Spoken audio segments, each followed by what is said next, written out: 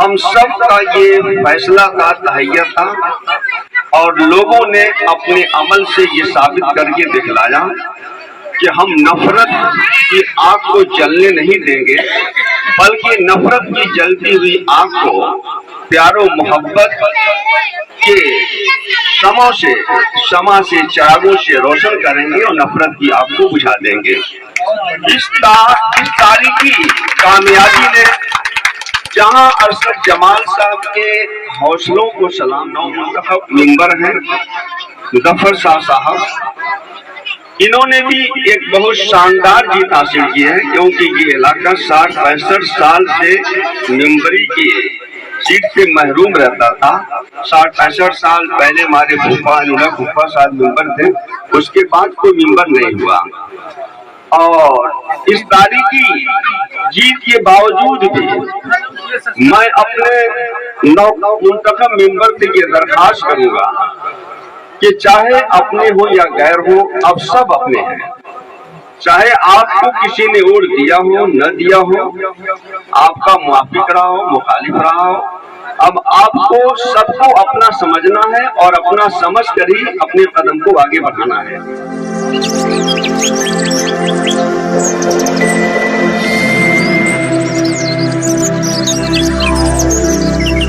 Meeting कि दूल्हा मैं कहूँगा कि आपके वार्ड के मेंबर जफर साहब हम लोगों के रहनुमा और मेरे लिए तो कम से कम मशअले राह हैं।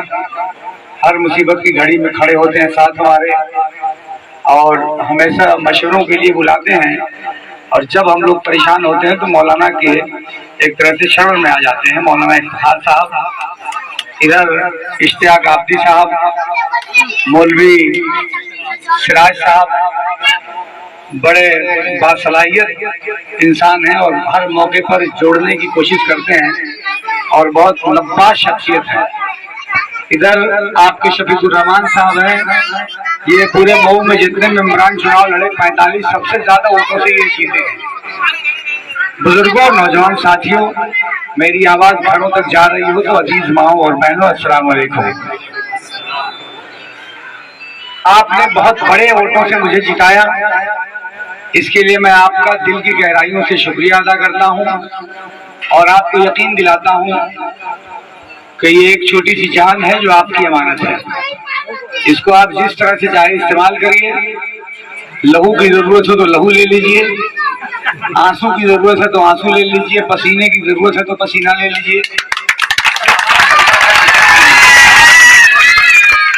काम कितना होगा ये वक्त बताएगा,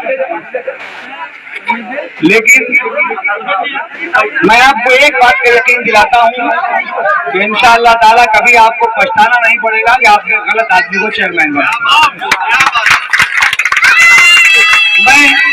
मैं चुनाव की बात से पहले एक जरूरी बात आपसे करना चाहता हूं और मैं चाहता हूं कि मेरी बात को लोग ध्यान से सुने, लेकिन बोलना आप लोग बंद नहीं करेंगे तो कैसे काम चलेगा।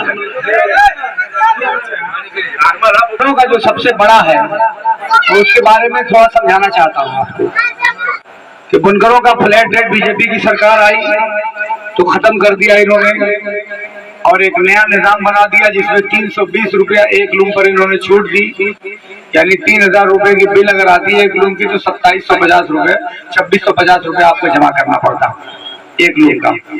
बहुत लड़ाई लड़ी गई, 5 साल उसमें गुजरे, पूरी सरकार बदल गई, फिर 1 साल और सरकार को हो गया।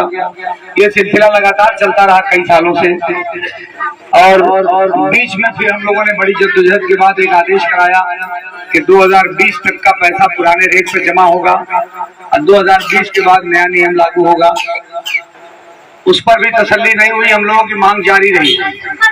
आखिर में सरकार ने ये कह दिया कि 900 करोड़ रुपया सालाना सब्सिडी हम देने की स्थिति में नहीं है और बुनकरों को पुराने फ्लैट रेट की व्यवस्था नहीं दे सकते। तो मैंने देखा कि तो बहुत बड़ी फसान हो जाएगी। जो बड़े लोग हैं जिनके पास 150 लूम हैं, जैसे बहुत सारे उत्तर प्रदेश के बहुत सारे शहर हैं, तो उनको तो कोई दिक्कत नहीं, वो अपना काम निकाल लेंगे। लेकिन जो लोग 1 लूम 2 लूम चलाकर अपना परिवार चलाते हैं वो तो उनका लूम बिक जाएगा, फाका कशी के शिकार हो जाएंगे। तो सरकार के सामने हम लोगों ने एक तजवीज रखी, बल्कि जो हम लोगों की जो कमेटी थी उस कमेटी में बहुत इख्तिलाफ हुआ, मुझसे लोग बहुत नाराज हुए, क्योंकि वहां तो आम गरीब आदमी पहुंचता नहीं था। मीटिंग में सब बड़े सरमाएदार बुनकर पहुंचते थे, जिनका 200-400 हाथ का कनेक्शन था, जिनके वहां बड़ी बड़ी मशीनें चलती थी, ट्विस्टिंग मशीन, डबलिंग मशीन, एक एक आदमी के पास 300, 400 लूम थे। तो वो छोटे बुनकरों की बात करने को किसी भी तरह तैयार नहीं होते थे, और जब भी मैं छोटे बुनकरों की बात उठाता था तो मेरे ऊपर हमलावर हो जाते थे। आखिरी जो मीटिंग हुई तो सरकार ने साफ कर दिया कि हम फ्लैट रेट किसी भी कीमत पर नहीं दे सकते। तो मैंने उसमें तजवीज ये रखा है, साहब आप 5 किलोवाट तक के जो छोटे बुनकर हैं उनको फ्लैट रेट दे दीजिए, अब बाकी लोगों को जो आप सुविधा देना चाहते हो वो दीजिए, क्योंकि हम सारे लोगों के साथ तो सारे लोगों को सहूलत नहीं दिलवा सकते। दरअसल ये जब स्कीम आई थी तो वो गरीब बुनकरों, छोटे बुनकरों के लिए आई थी, और इसलिए आई थी कि जो बड़े बुनकर हैं, जो सरमाएदार हैं, जो फैक्ट्री चलाने वाले लोग हैं, वो तो अपना सस्ता माल खरीदते हैं, ज्यादा उनके पास लूम है, ज्यादा आमदनी का जरिया दो निपट लेंगे। लेकिन जो आदमी 1-2 लूम चलाता है तो वो भी मुकाबले की होड़ में बना रहे तो इनको अलग से सब्सिडी दे दी जाएगी। तो ये सब्सिडी, लेकिन उसमें गलती क्या हो गई कि उसमें 150 किलोवाट तक के बुनकरों को जगह दे दी गई, और इन्हीं बड़े बुनकरों के दबाव में ऐसा किया गया। खैर, सरकार इस बात पे बड़ी मुश्किल से आमादा हुई कि 5 किलोवाट तक के बुनकरों पे अगर आप सहमत हो तो हम लोग 5 किलोवाट तक के बुनकरों को फ्लैट रेट देने को तैयार हैं, अन्यथा इस सारा फ्लैट रेट खत्म हो जाएगा और सब्सिडी दी जाएगी, वही 350 रुपया आप लोग उसमें जमा करिए। तो मैंने उसमें लिख के दे दिया कि मुझको मंजूर है कि आप 5 किलोवाट तक के बुनकरों को सब फ्लैट रेट में बिजली दीजिए, ताकि बहुत ज्यादा ही झमेला जो बिलों का महीने में रहता है वो न रहे। चूंकि और जो दूसरे संगठन थे हमारे, उन लोगों ने इस बात को नामंजूर कर दिया और उन्होंने कुछ लिख के दिया नहीं।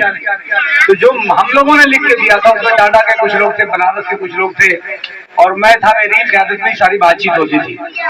तो सरकार ने इस बात को मान लिया कि 5 किलोवाट तक के बुनकरों को फ्लैट रेट में बिजली दी जाएगी और 400 रुपया फी लूम उनसे लिया जाएगा। इस पर हम लोगों ने सहमति दे दी, मंजूरी हो गई, कैबिनेट से प्रस्ताव पास हो गया, सरकार ने शासनादेश भी जारी कर दिया। तो अब सरकार ने यह भी काम किया कि हम लोगों ने उसे मांग की थी कि 31 मार्च 2023 तक पुराने रेट पे जमा हो। तो जो ये 31 मार्च 2023 मार्च बीता, अप्रैल के बाद मई शुरू हुआ है, तो 31 मार्च तक तो आपको पुराने रेट में पैसा जमा करना है। तो मेरी पहली गुजारिश तो आपको ये है कि आपका जितना भी बकाया है वो सारा बकाया आप 31 मार्च 2023 तक का पुराने रेट का सबसे पहले आप जाके जमा करिए, क्योंकि जब तक आप पैसा जमा नहीं करेंगे तो जो बिलों में आपके बकाया आ रहा है वो खत्म नहीं होगा। जब आप पैसा जमा कराएंगे तो हम लोग बिलों का बकाया को खत्म कराने की पूरी कोशिश करेंगे और इंशाअल्लाह ताला वो खत्म भी होगा। पहले नए वाले पे जमा करने की भी कोशिश मत करिए, क्योंकि नए वाले में भी बात करनी है। जो लोग जमा करने जा रहे हैं उन्हें तरह तरह से गुमराह किया जा रहा है। किसी को बताया जा रहा है कि 800 किलोवाट 1 किलोवाट के हिसाब से जमा होगा, किसी को कहा जा रहा है 800 रुपया लूम जमा होगा। तो इन सारे कामों को मैं ठीक कराऊंगा, क्योंकि इधर 3 महीने से हम लोग चुनाव में लग गए, तो इस सिलसिले में कोई बात नहीं हो पाई। मैं परसों बनारस जा रहा हूँ, वहाँ अशोक धवन जी भारतीय जनता पार्टी के MLC हैं और बहुत कद्दावर लीडर हैं, वो मोदी जी के बहुत खास लोगों में से हैं। वो मुझे बिल्कुल औलाद की तरह से मानते हैं और पूरे इस लड़ाई में उन्होंने बहुत मदद की, क्योंकि मेरे पास जो जानकारी रहती है और बात को रखने का अल्लाह रब्बुल इज्जत ने जो हुनर दिया है, तो जब भी सरकार में मीटिंग हुई पिछले 3-4 सालों में, तो पूरे उत्तर प्रदेश के लोग मेरे ही ऊपर डिपेंड रहते थे कि मैं ही अधिकारियों के सामने अपनी बात को रखूं, क्योंकि जहाँ 2 मिनिस्टर बैठ जाएंगे, जहाँ 4 IAS अधिकारी बैठ जाएंगे, तो वहाँ कोई बात रखना इतना आसान नहीं होता। जिसके पास ऑथेंटिक डाटा नहीं होगा, मालूमात नहीं होगी, इल्म नहीं होगा, तो अपनी बात को ठीक ढंग से रख नहीं पाएगा। तो मैंने हमेशा बात की, तो वो बहुत इज्जत करते हैं। तो परसों उन्होंने बुलाया है, मैं जाऊंगा, उनसे बात करूंगा, और वहीं बनारस में MD बैठते हैं, MD से भी बात करेंगे और MD से फिर इन अधिकारियों को कहलवाएंगे, ताकि जो 400 रुपया तय हुआ है वो सीधा 400 रुपया लूम जमा करें, वो दाहिने बाएं न देखें कि वो सब चक्कर में है परेशान करने के। लेकिन जब तक मैं जिंदा हूँ आपको यकीन दिलाता हूँ कि कोई आपको परेशान नहीं करेगा। तो मेरी बात मेरे ख्याल से आप समझ गए होंगे दिक्कत मेरे सामने क्या है कि हमारे ही शहर के हमारे ही लोग तरह तरह की गलतफहमियां फैलाते हैं। चुनाव का जलसा हो रहा है, उसमें बुलबुलों को फ्लैट रेट की बात कुछ लोग आके समझा रहे थे, नशे जमाल ने फंसा दिया। और मुझे याद है कि ये वही लोग हैं जो जब 2006 में पासबुक बना था तो अपना पासबुक तो बैकग्राउंड से किसी दूसरे से भेज के बनवाते थे और इसका विरोध कर रहे थे। तो इससे होशियार रहने की जरूरत है। मेरी 35-36 साल 40 साल की जो समाजी और सियासी जिंदगी है, आप इस पूरे 40 सालों की जिंदगी में कोई एक वाकया भी पूरे मुंह में कोई एक आदमी नहीं बता सकता कि मैंने किसी को धोखा दिया हो, किसी के साथ फरोखोरी की हो। और मैं जो बात कहता हूँ अल्लाह को हाजिर नाज़िर जान के कहता हूँ और कोशिश करता हूँ कि मैं किसी के आंखों में आंसू आने का सबब न बनूं, बल्कि किसी के चेहरे पे मुस्कुराहट का सबब बन जाऊं। रोज जिंदा नहीं रहना है, एक दिन मर के जाना है और हिसाब देना है। तो ख्वाहिश यही होती है कि जब दुनिया में न रहें तो भी लोग अच्छे नाम से याद करें, और इस दुनिया के साथ साथ आखिरत भी हमेशा ज़हन में रहती है कि कोई ऐसा काम अल्लाह मियां हमसे ना होने पाए जिससे मेरी जनता को तकलीफ पहुंचे या मेरा बाद में मुआवजा हो। तो इसी कोशिश के साथ काम करते हैं। कोई जरूरी नहीं है कि मेरी सारी बातें दुरुस्त साबित हो जाए, मगर कभी नीयत गलत नहीं होती। हो सकता है कि कोई फैसला मेरा गलत हो जाए, ये अलग बात है, मगर कभी नीयत गलत नहीं होती।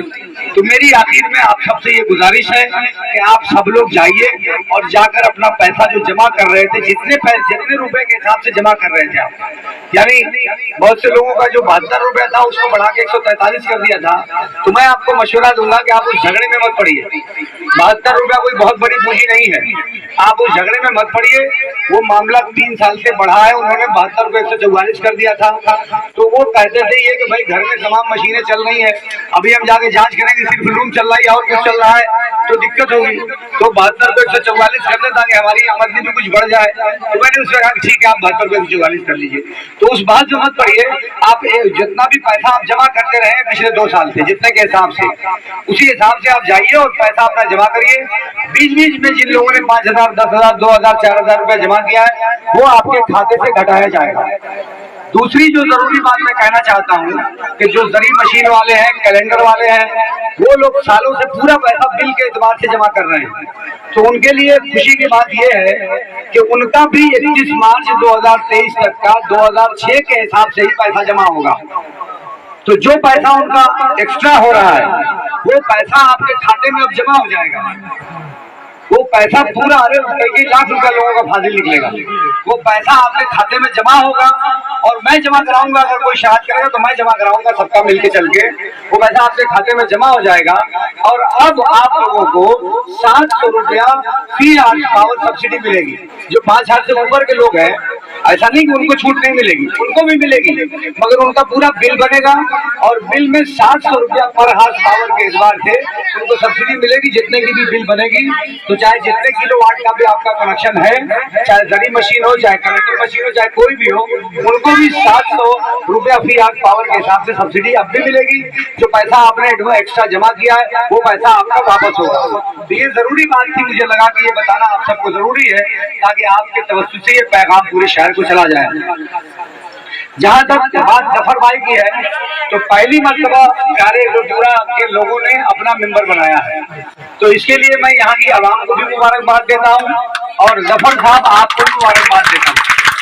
और जब लोग किसी उम्मीदवार को बड़ी उम्मीदों के साथ जितवाते हैं तो उससे बड़ी उम्मीदें वाबस्ता रखते हैं, तो आपसे भी उम्मीदें वाबस्ता हैं। और आपने जो ये बात कही कि अरशद जमाल के बोर्ड में आप मेंबर हुए, तो यकीनन बेहतर हुआ, क्योंकि मैं मेंबरों का बहुत एहतराम करता हूँ और मेरी कोशिश होती है कि मेंबर जिसको हजारों लोगों ने वोट देके कामयाब बनाया है उसकी कहीं से भी कोई ऐसी बात ना होने पाए तो उसके इलाके में उसकी रुसवाई हो। जहाँ तक काम का ताल्लुक है तो शायद पूरे प्यारेपुरा में आप घूमेंगे तो जितनी बुनियादी सहूलियात है उनमें ज्यादातर मेरे ही हाथों की होंगी। जहाँ आप लोग बैठे हैं, ये नाला, यहाँ पानी इकट्ठा होता था, बगल में भरौपुरा में आपके पूरा गली में पानी जाता था, उसको नदी तक बना के ले गए हम लोग। वो गली में पूरा नाला रहता था, उसको रास्ता बना दिया गया। और जितने भी आपके काम बचे हुए हैं, मैं आप सबको यकीन दिलाता हूँ मौली साहब के सामने हम लोग कभी गलत बात नहीं करते, बहुत इनका एहतराम करते हैं। तो मौली साहब को गवाह बना के आपको कहता हूँ कि जितना काम है आपको मायूसी नहीं होगी, सारा का सारा काम आपका होगा।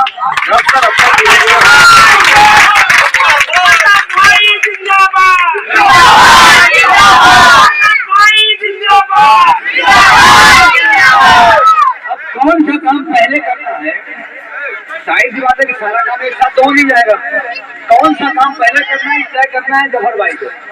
तो अब जफर भाई जैसे जैसे हमको बताते जाएंगे, जैसे जैसे फंड उपलब्ध होता जाएगा, उस एतबार से काम होता जाएगा। मैं अभी आ रहा था तो मैंने देखा कि नाला मोदी साहब ऊपर बना हुआ है 8 इंची और सड़क 8 इंची नीचे बनी हुई है।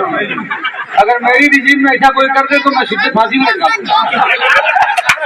बताइए, मैंने अभी बोला साजिद मेरे साथ था कि एक नोटिस बनाओ और फौरन जारी करो जेई को कि किस जेई ने बनाया है कि नाला ऊपर है सड़क नीचे। अब बताइए कि सड़क का पानी नाले में कैसे जाएगा? तो ये गलत तरीका, इस तरह का काम कभी भी नहीं करना चाहिए और हमारे राज्य में ये सब काम कभी नहीं हो सकता। एक तो काम की क्वालिटी आप देखिए, जो काम मैंने ये 2002 में मैंने बनाया था नाला, और आज भी देख लीजिए इसकी क्या हालत है। 20-21 साल हो गया पूरा नाला बनाते हुए लेके गए थे बंदे तक, आज भी इसकी ढलैया देख लीजिए कहीं गड़बड़ी नहीं हुई है। तो क्वालिटी में भी हम लोग बहुत ध्यान रखते हैं कि क्वालिटी जो हो वो अच्छी हो। जहां तक चुनाव के पूरे जो उतार चढ़ाव थे, नशेबो फराज थे, वो सब आपके सामने है कि कैसे टिकट मुझे मिला, कटा, उसमें मैं जाना नहीं चाहता क्योंकि वो बात पुरानी हो गई। लेकिन बहरहाल मेरी वफादारी का सिला जो दिया गया वो अच्छा नहीं दिया गया और मैं बहुजन समाज पार्टी का शुक्रगुजार हूँ कि उन्होंने मुसीबत के वक्त में मेरा साथ बताया। बहुत से लोगों को यह गलतफहमी है कि मैं फिर वहीं चला जाऊंगा, तो उस गलतफहमी को लोगों को दूर कर लेना चाहिए। मैं जहाँ हूँ खुश हूँ और मैं बड़ा वफादार किस्म का आदमी हूँ। मेरे लिए जिंदगी में जो 2 कदम चलता है तो मैं जिंदगी भर उसका एहसान ढोने की कोशिश करता हूँ। जहाँ तक ताल्लुक है आपके प्यारेपुरा का, तो कोई ऐसा चुनाव नहीं है जहाँ प्यारेपुरा से मुझे मायूसी हुई हो। मैं चुनाव हारा हूँ चाहे जीता हूँ, लेकिन प्यारेपुरा के लोगों ने मुझे कभी मायूस नहीं किया। तो आपसे तो एक खास रिश्ता है मेरा। मैं लालापुरम मेरी ससुराल है, मैं वहाँ हार गया मगर प्यारेपुरा जीत गया था। आप बताइए जरा, तो यहाँ से तो मेरा खास रिश्ता है और आपका हक ज्यादा बनता है। तो आपका जो भी काम होगा किसी भी तरह का, ऐसा नहीं कि नगर पालिका से मुताल्लिक, किसी भी तरह का आपका कोई भी काम होगा इंशाअल्लाह ताला आपको मायूसी नहीं होगी। जो बहुत महत्वपूर्ण बात है वो मेरी सारी बातें पुलिस राय साहब ने या मौलाना इफ्तिखार साहब ने कह दी है। जमयत के सदर मोहतरम साहब एक बात कहते हैं कि कभी नफरत को नफरत से नहीं मिटाया जा सकता। जिस तरह आग को आग से नहीं बुझाया जा सकता, उसी तरह से नफरत को नफरत से नहीं काटा जा सकता। नफरत अगर खत्म करनी है तो आप प्यार से खत्म कर सकते हैं। तो ये बात हम सबको समझने की जरूरत है। ये हिंदुस्तान हमारा अजीज मुल्क है और ये मुल्क हमारे ही हाथों से गुलाम हुआ था, यानी मुसलमानों के हाथों में ही इस मुल्क की बागडोर थी, तब ये मुल्क को गुलाम हुआ था। तो इसीलिए सबसे ज्यादा जो गुलामी का दर्द था वो सबसे ज्यादा मुसलमानों का था और यही वजह है कि मुल्क की आजादी में सबसे ज्यादा उलमाए किराम शहीद हुए और सबसे ज्यादा बढ़ चढ़ कर हिस्सा मुसलमानों ने लिया। ये लोग जो आज राष्ट्रवाद की बात करते हैं और देशभक्ति की बात करते हैं और वफादारी का सनद मांगते हैं, ये लोग तो बाकायदा अंग्रेजों के साथ अंग्रेजों की गुलामी की और अंग्रेजों के साथ माफी मांगी थी, वही आज देश के भक्त बन गए। तो हमको किसी को वफादारी का सबूत नहीं देना है, लेकिन एक बात आप याद रखिए कि हमेशा अपने पड़ोसियों का ख्याल रखिए, चाहे पड़ोसी आपका हिंदू हो चाहे मुसलमान हो, और जो गैर मुस्लिम हैं उनके साथ बेहतर ताल्लुकात कायम करिए, क्योंकि ये नफरत की आग जो सियासत के जरिए फैलाई जा रही है, इसको नफरत से नहीं खत्म किया जा सकता, इसको मोहब्बत से ही खत्म किया जा सकता है। और अगर आप इस्लाम के पैगामात को दूसरों तक पहुंचाएंगे, सही इस्लाम का पैगाम अगर आप दूसरों तक पहुंचा दीजिए, तो शायद हम लोग इसमें कामयाब होंगे और नफरत फैलाने वाले फ्लॉप हो जाएंगे। तो मैं इन्हीं सब बातों के साथ अपनी बात को खत्म करता हूँ। बहुत शानदार आपने इस्तेमाल किया, इसके लिए आप तमाम लोगों का बेहद शुक्रिया, बहुत बहुत धन्यवाद।